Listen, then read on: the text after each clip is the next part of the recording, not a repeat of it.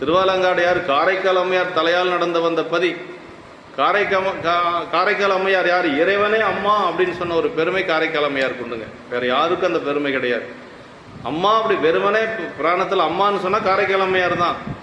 மங்கையர்க்கரசி அம்மான்னு சொல்லணும், அது மாதிரி திருவெண்காட்டை அம்மான்னு சொல்லணும், தனித்தனியாக அம்மான்னு சொல்லணும். அம்மான்னு சொல்லிட்டா யாரு? காரைக்கால் அம்மையார் தான், வேற யாரும் கிடையாது. ஏன்னா இறைவனே அம்மான்னு சொன்னது காரைக்கால் அம்மையார்.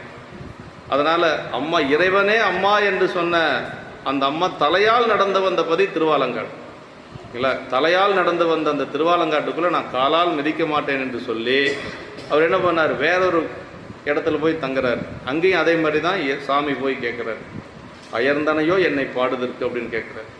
என்ன சொல்கிறாருன்னா, எப்பொழுதும் சம்பந்தம் நீ வந்து ஒரு பதிகம் பாடுவ இரவு நேரத்தில், இன்னைக்கு ஏன் பாடலை, மறந்துட்டியா அப்படின்னு சொல்லி கேட்குறார். அதற்கு பிறகு அவர் வந்து இரவு 12 மணிக்கு ஒரு பதிகம் பாடுறார். துஞ்ச வருவார் அவர் என்று சொல்லக்கூடிய திருப்பதிகத்தை பாடுறார். அந்த பதிகத்தை சேக்கிழா பெருமான் சொல்ல பொழுது மெய்யுருகும் திருப்பதிகம் விளம்பலுற்றார் அப்படின்னு. அப்போ பெரியவங்க எப்படியெல்லாம் இருந்திருக்கிறாங்க அப்படிங்கிறத நம்ம சிந்திக்கணும். இம்மையிலே புவியுள்ளோர் யாரும் காண ஏழுலகம் போற்றிசைப்ப எம்மையாலும் அம்மை திரு தலையாலே நடந்து போற்றும் அம்மையப்பர் திருவாலங்காடாம் என்று தம்மை உடையவர் மூதூர் மிதிக்க அஞ்சி சண்பை வரும் சிகாமணியார் சாரச் சென்று செம்மைநெறி வழுவாத பதியின் மாடோர் செலும்பதியின் நன்றிரவு பள்ளி சேர்ந்தார் அப்படின்றார். அது எத்தனை ஆண்டுகள் கழித்து? காரைக்காலமையருடைய காலம் 2ஆம் நூற்றாண்டு, ஞானசம்பந்த பெருமானுடைய காலம் 7ஆம் நூற்றாண்டு. 500 வருஷம் கழித்து ஞானசம்பந்த பெருமான் போனால் ஏப்பா வந்தேன்னு யாராவது கேட்கவா முடியும்? ஆனால் அம்மாவை மதித்து அம்மாவுடைய திருவடியை வணங்கி ஞானசம்பந்த பெருமான் உள்ளே போகிறதில்ல. இதை பெரியவங்களை நம்ம எப்படி பணிவணும் அப்படிங்கிறது இதில் சொல்கிறார்.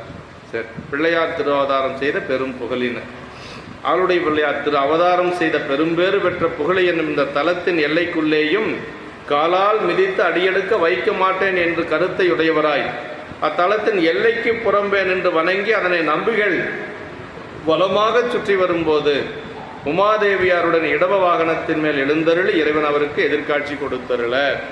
பாருங்க, அப்படியே உமாதேவியோட இடவ வாகனத்தில் காட்சி யாருக்கு கிடைக்கும்? ஆமாம், எல்லாத்துக்கும் திருவடி அடைகின்ற பொழுதுதான் அந்த காட்சி கிடைக்கும். ஆனால் இங்கே சுந்தரருக்கு இங்கேயே கிடைச்சிருச்சு. அப்படி அந்த காட்சி கிடைக்குது. பிள்ளையார் ஞானசம்பந்த பெருமானை வந்து பிள்ளையார் சொல்லுவாங்க. பெரிய புராணத்தில் 2 பிள்ளையாருங்க. இது ஞானசம்பந்த பெருமான் ஒரு பிள்ளையார், சண்டீஸ்வர நாயனார் இன்னொரு பிள்ளையாருங்க.